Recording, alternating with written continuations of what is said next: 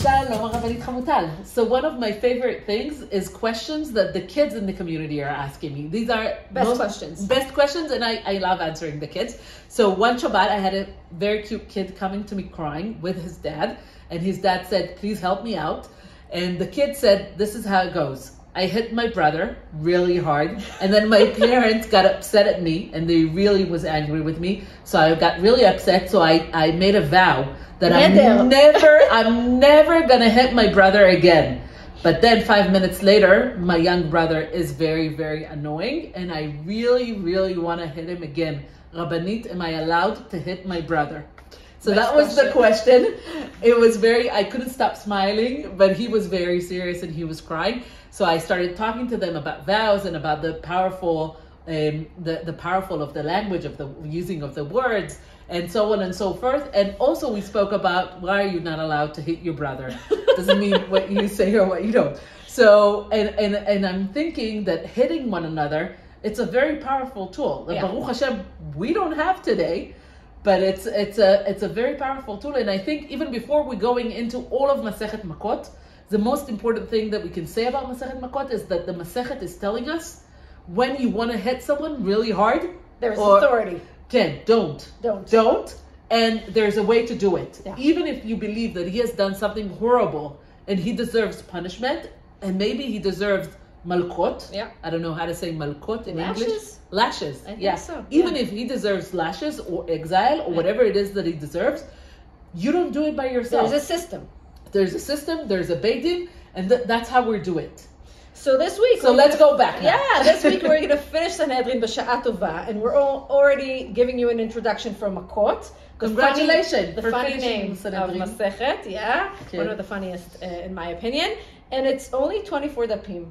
So it's totally doable. And if you're still catching up with Sanhedrin, you can do both. I think. Because also as far as the content, it's very similar. It's very similar. And one of the questions that was asked, is it a different Masechet? Or was it separated later when Sanhedrin became too long? So that's what we're going to speak about in a minute. 3 chapters in the Masechet. The first one talks about Edim Zomemim, people who witnessed, but they wrongfully accused someone of doing something, and they really lied about it. We caught them in their lie. Yeah, exactly. We're going to talk about that next week. Exactly. The second chapter talks about going to Ir Miklat if you unintentionally killed someone and didn't have any purpose to do so, but you've done something wrong in the midst. And the third one is Malkot, who deserves lashes and why.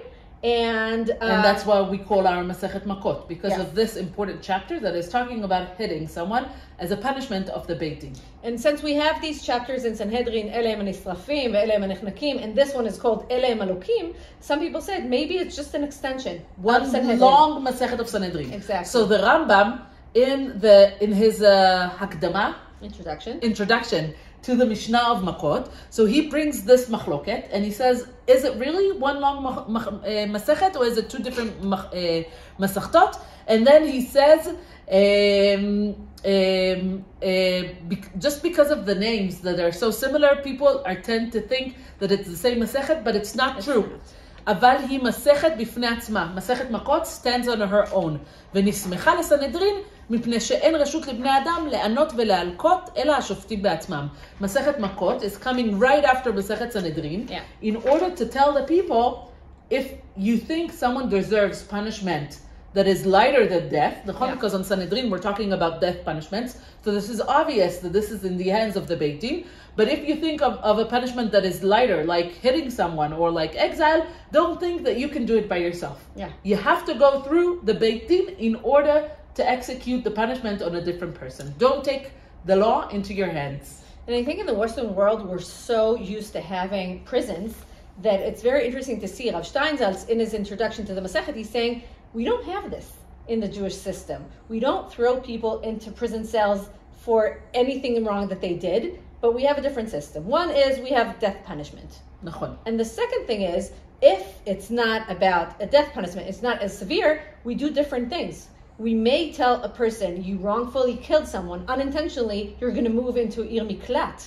But you're not going to go by yourself to Ir Miklat. Exactly, and you're not going into a prison cell.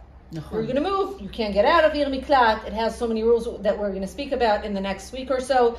But it's not about being in a prison cell for a reason. With all the other criminals. Exactly. And because I think the prison today, the thought behind it is to make sure that you don't hurt other people again. Right. And the Ir Miklat, or the exile that we have here in Masechet Makkot, the idea is, do we rehabilitate the person? How do we make him pay for what he has done in a way? Because we can't just go not doing anything. He just killed someone. But on the other hand, we're not trying to punish him for wrongfully killing someone. We're just telling him, you can't be part of society right now. You're moving into a different community. You're going to live somewhere else. You're going to wait until the Kohen Gadol will die. But it's a whole different system. It's a different system. Yeah. And we can't even imagine that, living without prison today. Right. How does it work? Yeah. So we can't imagine hitting someone. I know, giving people lashes. Yeah, it's very. In the Western world, it doesn't exist anymore. It doesn't exist. And you said Baruch Hashem. I don't know. I think Baruch Hashem because it's harsh. It's very physical. Sure. It's very aggressive. It's. On the other hand, I can get the other side of saying, okay, I've committed something, and I want to get repentant for this, and I'm done. This is it.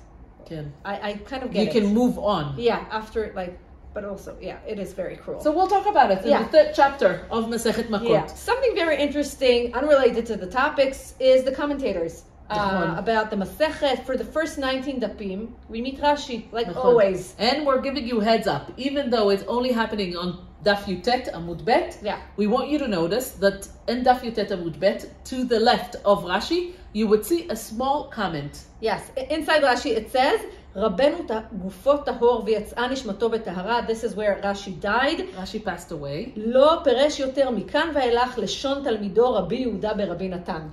So Rashi passed away and he didn't finish to interpretate Masechet Makkot, and then his Chatan, his son-in-law, continues to interpretate Masechet Makkot on his behalf. His son-in-law, Harivan, married his daughter Miriam, and he is the one commentating from Daf Yutet all the way to Daf Kaf Daled.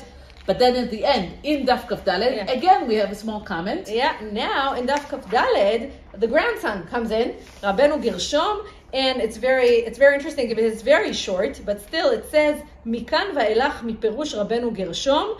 And remember in Baba Batra that we had this exchange. It also happens here. The family members of Rashi step in to take his place and to help us understand the Gemara. And it's very interesting to see the different styles, the different interpretations. But Rashi only finished two-thirds of the Masechet, and then we're moving on. So we're giving you heads up. Yeah. Let's enjoy Rashi all the way to Daf Yutet, and then we'll talk about it when we'll get there to Iban. 3 prakim, 24 dapim, you can do it. Yishar koach to all of those finishing Masechet Sanhedrin. And let's enjoy Masechet Makkot. Be'atzlacha. Shavua tov. Shavua tov.